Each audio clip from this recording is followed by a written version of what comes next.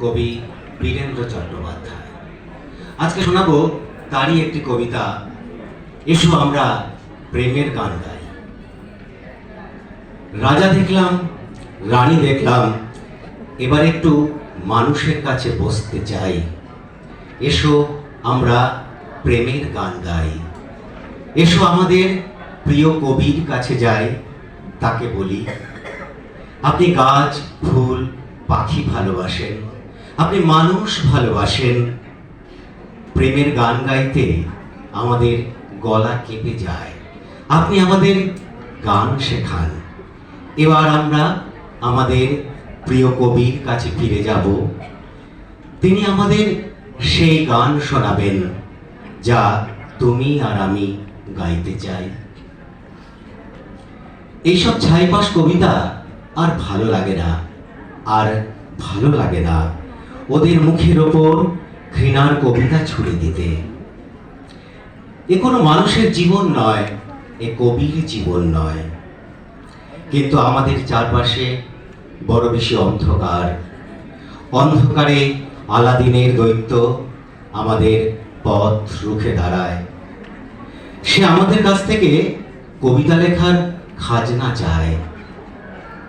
সে আমাদের আইন শেখাতে চায়। এসো তাকে পরিষ্কার জানিয়ে দিই, আমরা খাজনা দেব না। আমরা সেই রাজা মানি না যার কাছে প্রেমের গান কোনো গান নয়। আমরা সেই রানী মানি না যিনি আমাদের ভয় দেখিয়ে খাঁচার পাখি বানাতে চায়। তাকে আমরা সহজ, স্পষ্ট এবং গদ্য ভাষায় আমাদের বক্তব্য বলবো। তার জন্য, রাজা রানীদের জন্য কোনো ঘৃণার কবিতাও আর নয়। তারপর যেদিকে দু চোখ যায় আমরা বেরিয়ে পড়ব। কবিকে না পাই আমরা চিৎকার করে তার কবিতা বলবো। আমাদের বেসুরো গলায় হয়তো উচ্চারণ ঠিক মতো হবে না, হয়তো তার প্রেমের গান কান্নার মতো শোনাবে। তবু আমরা চেষ্টা করব। আমাদের গান যেন কান্না না হয়, যেন আমাদের ভালোবাসা কবিতার আগুনে নম্র হয়, পবিত্র হয় মানুষের জন্য।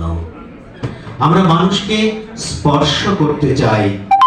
আমাদের প্রেমের গান যদি গান হয়ে না ওঠে, তবু মানুষ আছে, মানুষ থেকে যায়।